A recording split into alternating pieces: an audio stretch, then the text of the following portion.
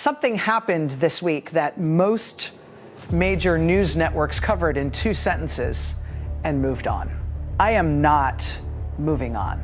Because buried inside the Washington Post report from March 6th, confirmed hours later by CNN, NBC, Reuters, and AP, is a detail so explosive that every intelligence analyst I have spoken to in the last 48 hours used the same word to describe it: betrayal.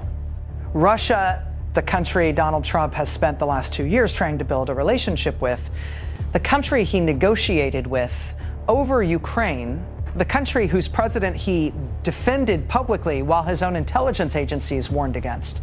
Russia is now actively helping Iran find and target American troops, American warships, and American aircraft in the Middle East, not arms transfers, not political support, targeting intelligence, real-time locations, the kind of information that tells you exactly where a warship is sitting in the water, exactly which flight path a U.S. aircraft is using, exactly where a group of American soldiers is stationed at a civilian port in Kuwait.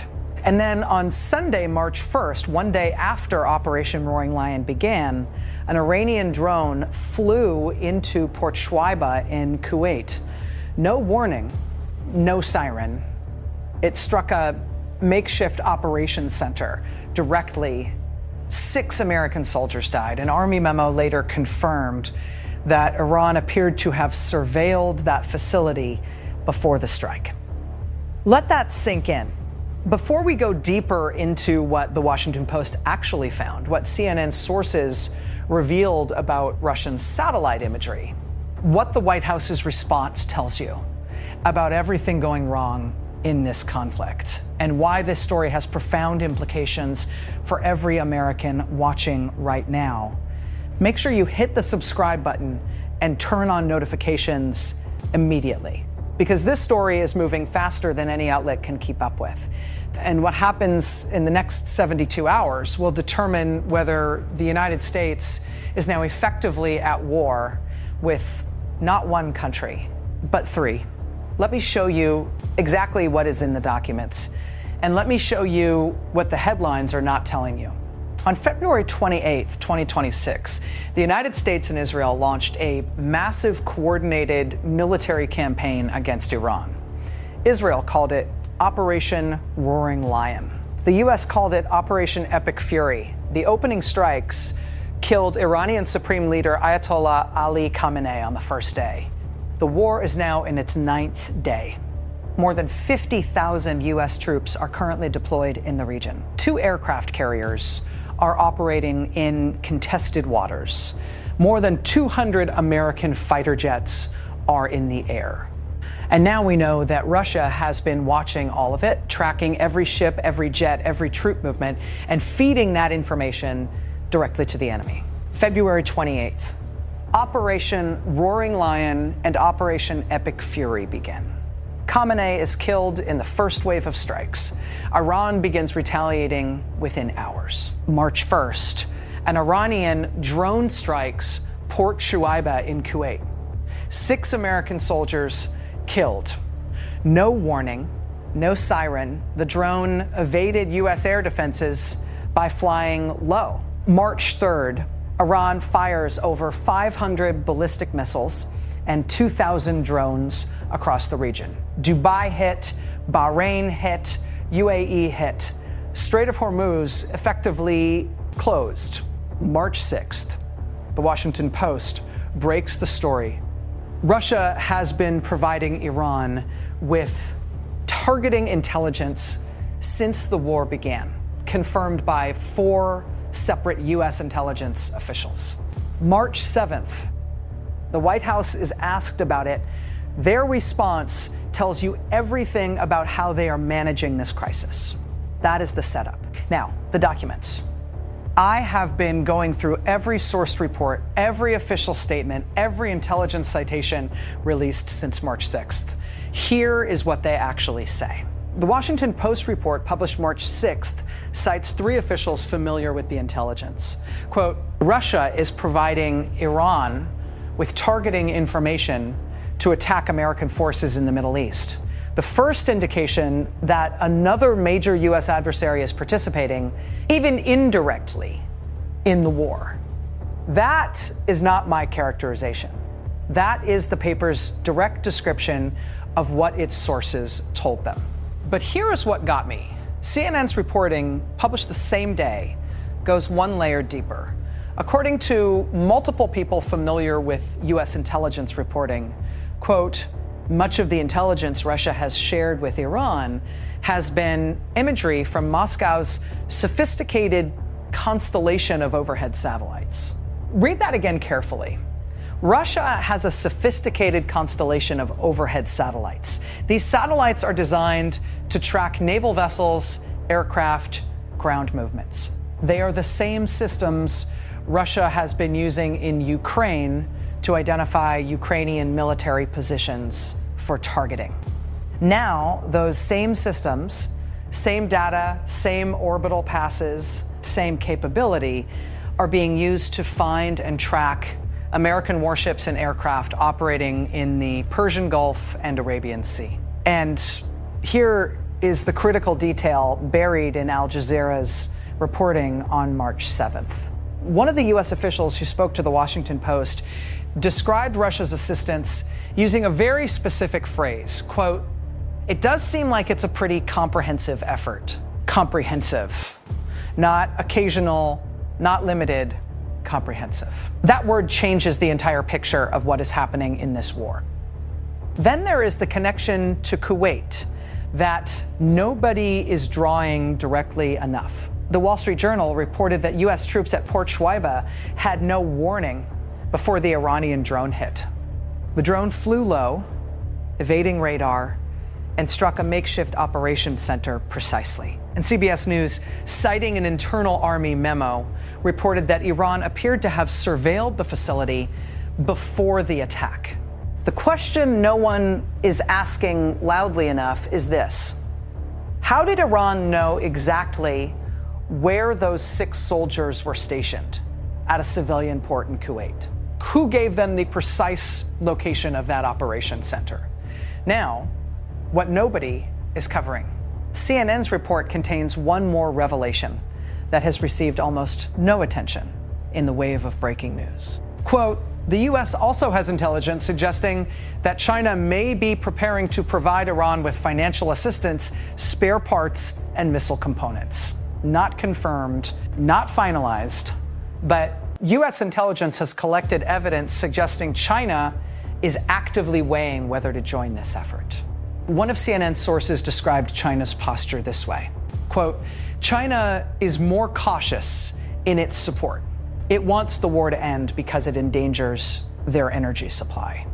So let me give you the full picture that is emerging from these documents. Russia is actively providing Iran with satellite imagery to locate and target American forces. China is weighing whether to provide Iran with missile components and financial support. Iran is already using Russian satellite intelligence to coordinate strikes that have killed American troops. 6 American soldiers are already dead at a civilian port in Kuwait, with an army memo confirming Iran surveilled the target before striking.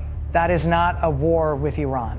That is the beginning of a war with Iran, Russia, and potentially China simultaneously, while the White House is telling reporters this is not a big deal.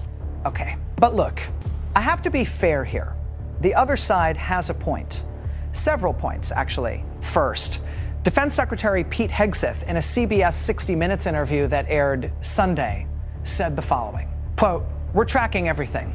The American people can rest assured their commander-in-chief is well aware of who's talking to who. And anything that shouldn't be happening, whether it's in public or back-channeled, is being confronted and confronted strongly.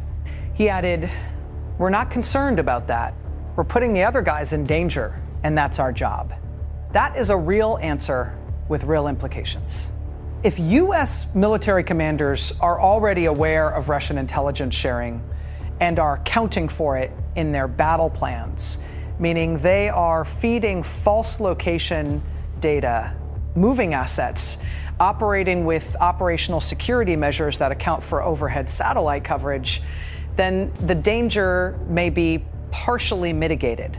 Second, a key qualifier in the intelligence is important. Multiple AP sources noted that the U.S. has not uncovered evidence that Russia is directing Iran on what to do with the information Russia is sharing. Iran is deciding. That distinction matters legally and strategically. Third, Russia and Iran have been cooperating on missiles and drones for 3 years. Iran provided Russia with Shahed drones and short-range ballistic missiles for use in Ukraine. This relationship is not new.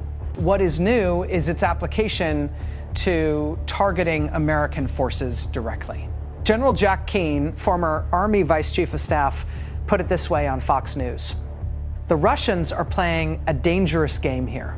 They know we know. The question is whether this becomes an escalation trigger or whether it stays in the shadows. Do not dismiss that. The distinction between open military participation and covert intelligence sharing is significant in terms of international law and political escalation. And White House Press Secretary Caroline Leavitt said this publicly, quote, "Clearly it's not making any difference with respect to the military operations in Iran because we are completely decimating them." She declined to say whether Trump had spoken to Putin about the intelligence sharing or whether Russia should face any repercussions. Look, I am not here to tell you what to think. If you read this as Russia actively participating in killing Americans, the evidence supports that reading. If you read this as covert intelligence support that the U.S. military is already countering, the evidence can support that reading too. But what cannot be read two different ways is this. 6 American soldiers are dead in Kuwait. Iran appears to have surveilled their location before striking. Russia has been providing Iran with the exact type of targeting intelligence that would facilitate that kind of precision strike. The connection is not confirmed in the documents, but the overlap is documented and undeniable. This didn't come out of nowhere. Backstory. Russia and Iran have been building their military partnership systematically for the last 3 years. When Western sanctions cut off Iran's ability to import advanced weapons, Russia stepped in. When Russia needed cheap drones and missiles for Ukraine, Iran supplied Shahed drones and short-range ballistic missiles. In return, Iran sought Russian help with its nuclear program. The two countries have been, in effect, running a parallel weapons economy outside the reach of Western sanctions enforcement. Then February 28th, 2026 arrived. The United States and Israel launched one of the largest joint military operations in the history of either country. Within hours, the Russian government had a choice: stay neutral, publicly distance itself from Iran, and preserve whatever relationship it had built with the Trump administration over Ukraine negotiations, or quietly activate the intelligence sharing apparatus built over 3 years of cooperation and help its partner absorb and survive the opening blows of the war. Russia chose the second option, quietly, without public announcement, through satellite pass-downs and intelligence feeds that were already operational. And the result appeared on a pier in Kuwait on a Sunday morning. No warning, no siren, March 6th, 2026. Here's what happened.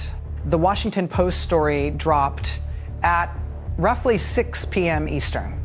Within 90 minutes, CNN had its own independent confirmation from multiple sources. Reuters published a third confirmation. NBC News published a fourth. The AP published a fifth. 4 separate news organizations with 4 separate sets of sources, all reaching the same conclusion simultaneously. That is not a leak. That is a coordinated disclosure.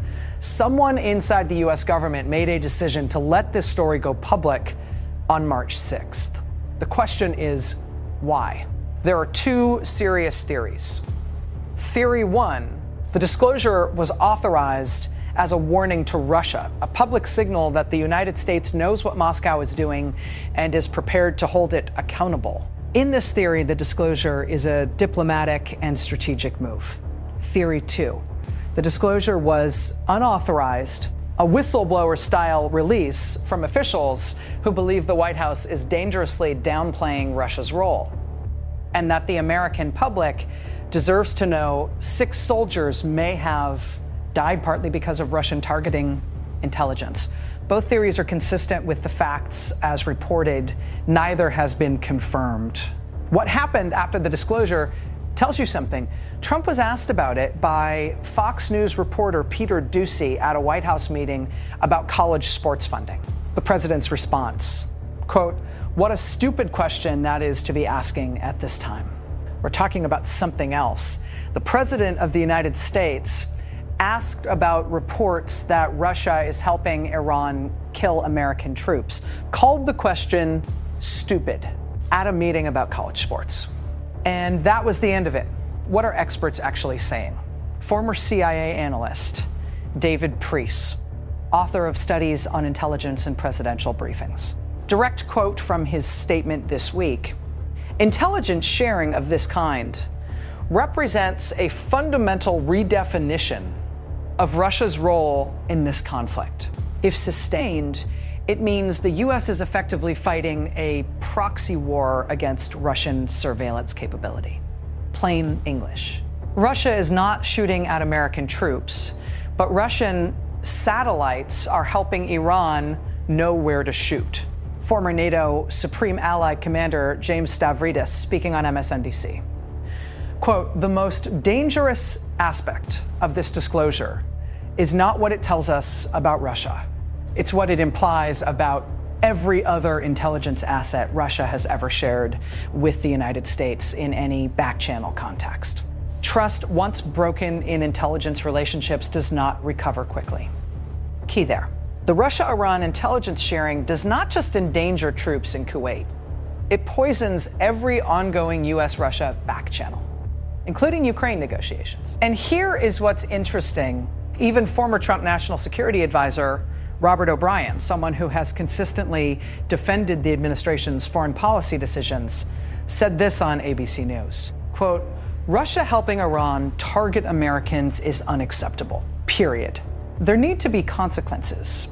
What those consequences are is a question the administration needs to answer publicly. When former Trump administration officials and critics are using the same word, consequences, pay attention."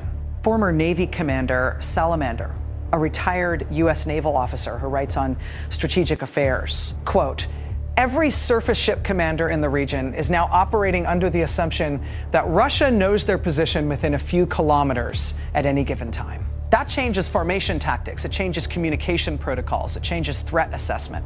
This is not a footnote, this is an operational transformation.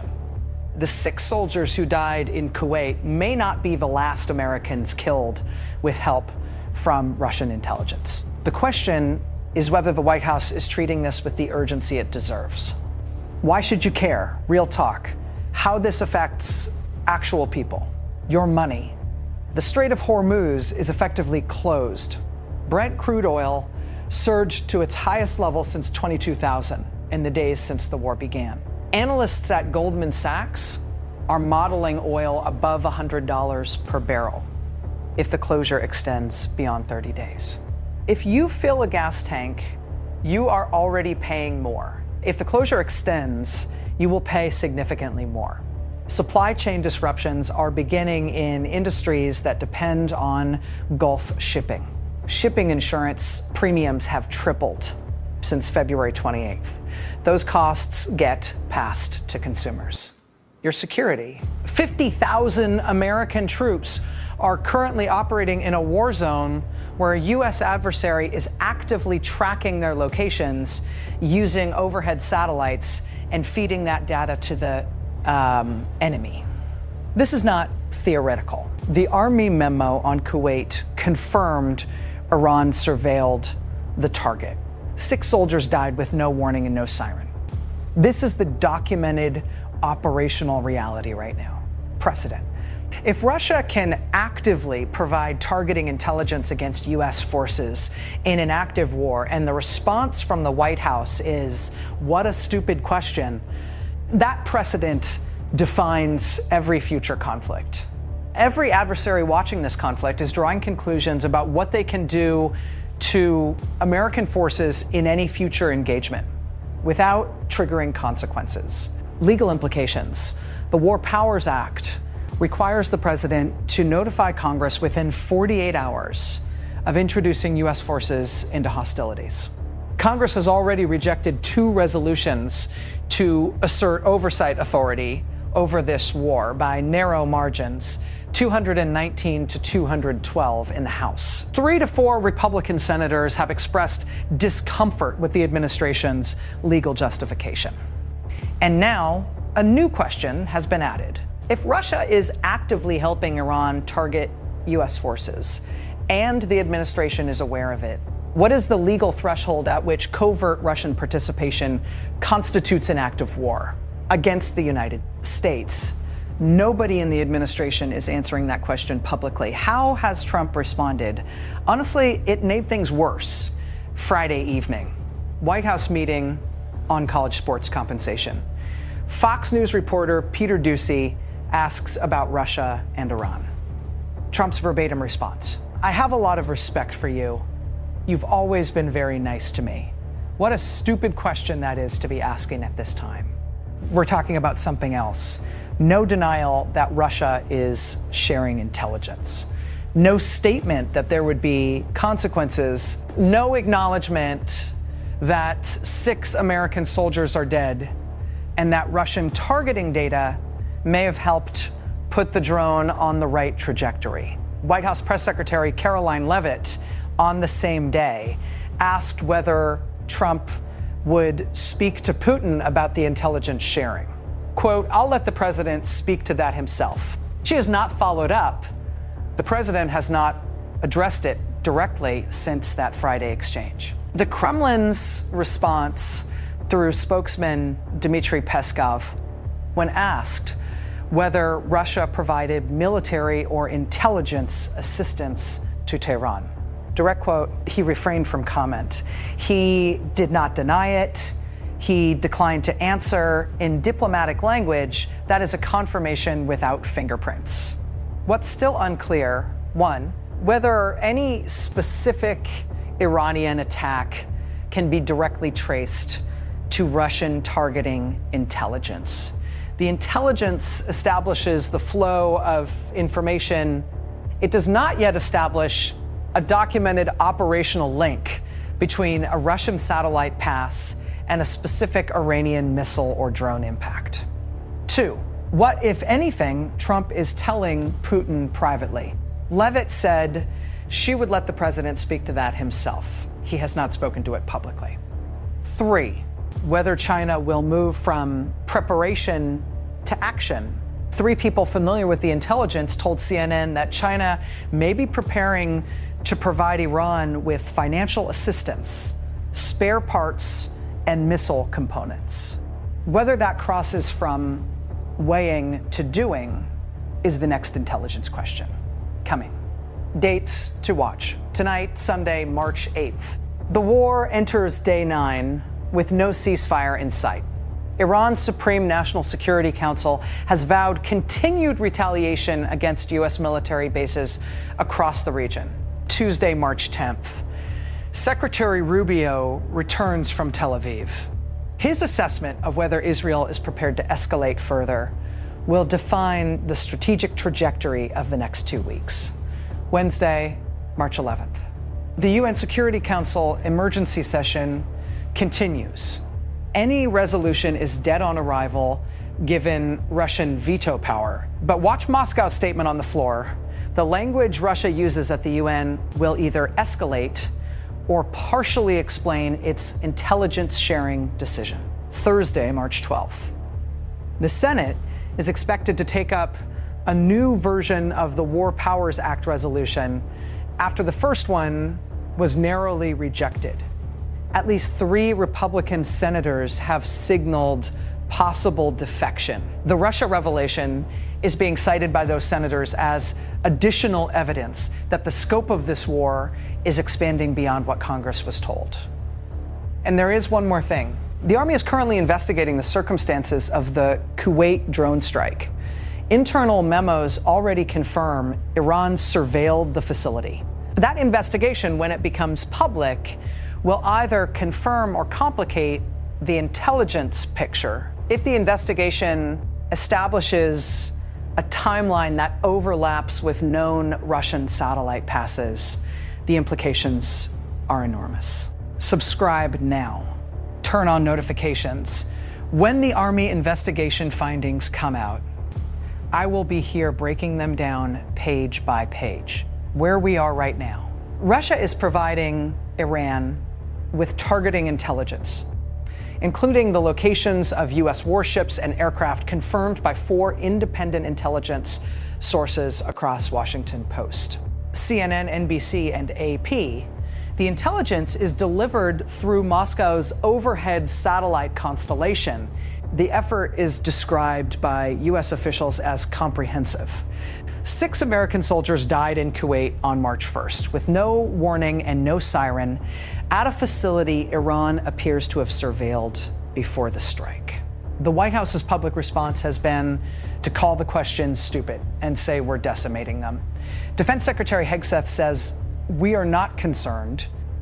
The Kremlin has declined to comment. Trump has not spoken to Putin about it publicly. China is weighing whether to join with financial support and missile components. Not confirmed yet. A direct operational link between Russian intelligence and the Kuwait strike. Whether Trump and Putin have spoken privately. Whether China moves from preparation to action. What I can tell you, the 6 soldiers who died at Port Shuaiba in Kuwait were Army reservists. No warning, no siren. A drone flew in low, under radar, and hit the makeshift operations center they were working in. Their names are now public. The Army is investigating. And somewhere in the intelligence files of 3 different U.S. agencies, there are records of what Russia knew, what Russia shared, and when Russia shared it. Those documents exist. They have not been made public, but the officials who have read them called what they saw a comprehensive effort. That phrase, comprehensive effort, is the most important phrase in this story. It tells you this is not occasional, it is not accidental, it is not a one-time data handoff. It is a sustained, deliberate operation by the Russian government to provide Iran with the tools to find and kill American service members. And the White House said the question about it was stupid. Stay with this channel, subscribe, notifications on. When the Army investigation drops, when the Senate War Powers vote happens, when Russia speaks at the UN, I will be here with the full breakdown, every document, every statement, every implication. This is the story, not just Iran, not just the war. The story is who else is in this war that the American public is not being told about. And the documents are already answering that question.